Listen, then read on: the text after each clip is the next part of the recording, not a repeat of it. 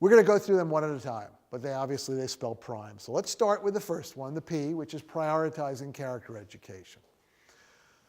As I already said when I was defining character education and talking about the myths a moment ago, as far as I'm concerned, character is primary.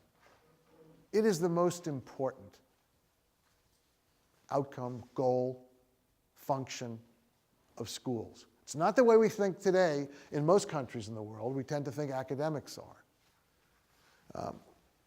Amy Johnson, again from Francis Allen Middle School, said, if the students leave our school with good character, I'll know I did my job. And she means it. But that's the primary purpose. Teddy Roosevelt had a quote, "To educate a person in mind and not in morals is to educate a menace to society." It's not just incomplete, it is dangerous. And there are others who have said similar things throughout history, recognizing that first and foremost we need good people. I mean, if you were told you're going to be put on a plane and sent to an island, and there are two islands. One of the islands is populated by people who have never set foot in a school, completely illiterate, have never read a book, but every one of them is a good-hearted soul who would give whatever they have for someone else's welfare. The other island is populated by people who are the most brilliant, well-educated people in the world. But not one of them has any moral fiber. Everyone will find some devious way to steal or hurt from others. Which island are you going to? I mean, I can't imagine anybody would go to the latter island. Everybody's going to go to the place where there are good people. It gives us a sense of priority, what we want and need in the world. If somebody were stalking me, I don't want this brilliant criminal mind on my tail, because they're going to manage to hurt me. I want some lazy, stupid person walking around going, I want to hurt Marvin Berkowitz. I forgot who that is. I'll take a nap instead. That's who I want stalking me. All right? We have to think about these priorities here. Character education is fundamental to schools.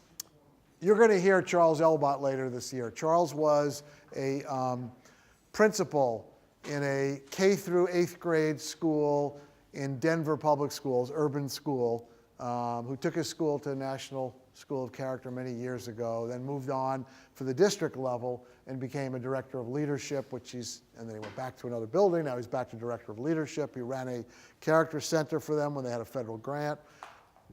Brilliant guy, really brilliant guy, who you'll enjoy when he's here. He's just got so much good stuff to teach you and been there, done that, leader and so on. His focus is on intentional school culture. And he says it's got to be a priority. The priority has to be the kind of culture you're building in your school, and he gives you tools on how to strategically build this intentional school culture. This quote actually originated with Goethe, who had written it more generally for people, and Chaim Gnat transposed it specifically for teachers. And he said, I've come to the frightening conclusion that I am the decisive element in the classroom. My personal approach creates the climate, my daily mood makes the weather. As a teacher, I possess a tremendous power to make a child's life miserable or joyous. I can be a tool of torture or an instrument of inspiration. I can humiliate or humor, hurt or heal. In all situations, it is my response that decides whether a crisis will be escalated or de-escalated and a child humanized or dehumanized. It's a powerful quote. So powerful, in fact, that Hal Urban had this laminated on his desk. You do also? Karen does it too. And he read it every day for 30 some odd years in the morning to remind himself of the power he has over children. Every educator, every adult in a building has awesome power. Awesome power. And you often feel as if you are professionally impotent, as if you have no power to impact kids. They're not learning the concepts you want them to learn. They're not working at the level you want them to work. They're not behaving with the kind of character you want them to manifest and embody. And you feel like, I have no impact. And how wrong you are, how very wrong you are. And all your teachers and all your schools feel this way frequently. And it's not true. You have awesome power. When I worked at the Air Force Academy, one of the things they would say frequently is that we cannot afford to avoid character education. Because the graduates of the Air Force Academy, many of them will have control of weapons of mass destruction someday in their role as officers in the United States Air Force. We can't afford to have people with that kind of power at their fingertips, literally, and not have good character. Your teachers need to understand the power they have over kids every single day. Every day in a school, every adult leaves their mark on children. Some of those marks are temporary, ephemeral, wash away. But some of those marks are indelible and eternal. Now, fortunately, some of those marks are empowering, uplifting, inspiring marks that buoy children to new heights. Perhaps get them to become teachers someday. We hear that a lot from teachers. But some of those marks are painful scars that will throb for the rest of that child's life. Last time we were together, we did that little activity about reflecting on the best teacher and the worst teacher you ever had. And almost invariably, when I do that with a group of people, what you get is, first of all, the most common reason people pick someone as their worst teacher is because of public humiliation. And what you get sometimes are people telling stories that are decades old. I've had people tell me stories that are 50 years old. It happened when I was a 7-year-old, and I'm 57 years old now. A half a century ago. And they tell of something a teacher said about them or did to them to humiliate them in front of a class or others. It took 5 seconds for it to happen. The teacher probably didn't remember it an hour later, never understood that it had an impact.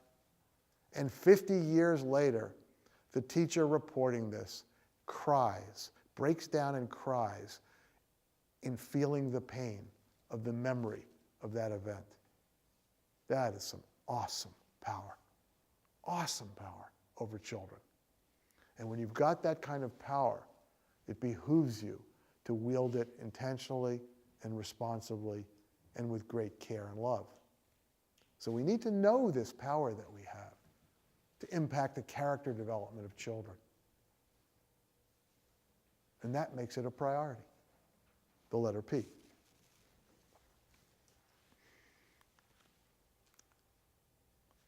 I gave you some examples already. One of them is your mission statements. Okay?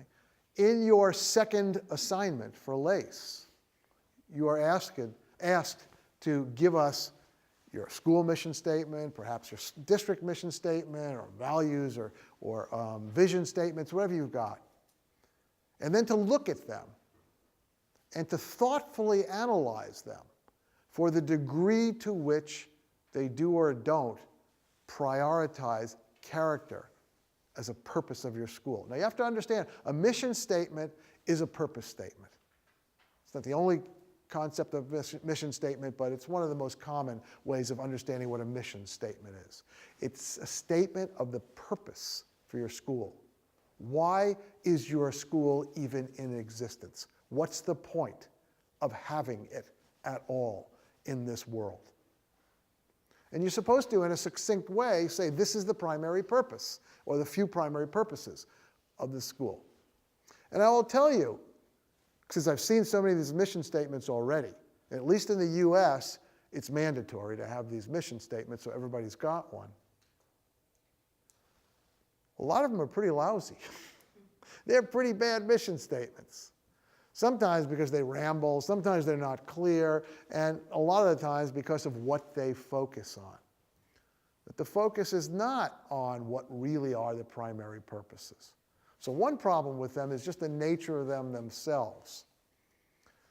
A second problem with the mission statements is that they're not used.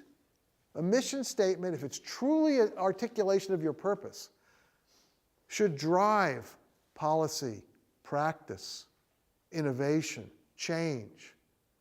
As you're contemplating a new curriculum, a new discipline policy, a new daily schedule for your school, whatever it happens to be, you should always hold it up to the measure of your mission statement and say, is this the best way to do this, to support the primary purposes of this school? And if not, pick a better way. We don't do that. Most of you don't know your mission statements verbatim. I'm not going to embarrass you by asking you because I've done it too many times. But to get up, to ask a room full of educators to tell me your mission statements word for word, only a small minority, if any, can do it. You don't even know them, because we don't use them. And they should be used. But another problem I uncovered, and this is a challenge for you as you write your second assignments, is that somehow most of you can't see the limitations in your mission statements. So people come to me with a mission statement that says, our school will provide promote lifelong learning in all of our students. And you're proud of it. And I ask you to analyze it. Does it have anything to do with character? Oh, yeah, it says lifelong learners. Al-Qaeda are lifelong learners. They create IEDs to blow up innocent people. We figure out a way to detect them and stop them. And they come up with a better way that we can't detect. And this goes on and on and on. What you learn has a lot to do with whether being a lifelong learner matters or not. I don't want lifelong learners who are learning to torture people or hurt people in other ways. That's not a good thing for character. Lifelong learning is good only if it's pointed in the direction of your moral compass. And if you don't have a moral compass, it's dangerous, as for the Teddy Roosevelt quote I said before. To educate a person in mind and not in morals is to educate a menace to society. So that's not character. You know, and the same school will have a set of outcomes. Say, we're a school of respect, responsibility, and caring. Well, why on earth are those not in your mission statement? Why is lifelong learning suddenly the priority and not respect, responsibility, and caring? Why isn't character in there? So as you go through your mission statements, and I've got myself in hot water with a number of the districts in the area, some of which are represented here by critiquing the horrible mission statements that I think you have. That's okay. As I say, we need to create cognitive conflict and disequilibrium in the world to promote your critical thinking and push you out of your comfort zone, as Hal Urban says it. So as you do look at your mission statements, think deeply about whether or not you're really prioritizing character and articulating it clearly.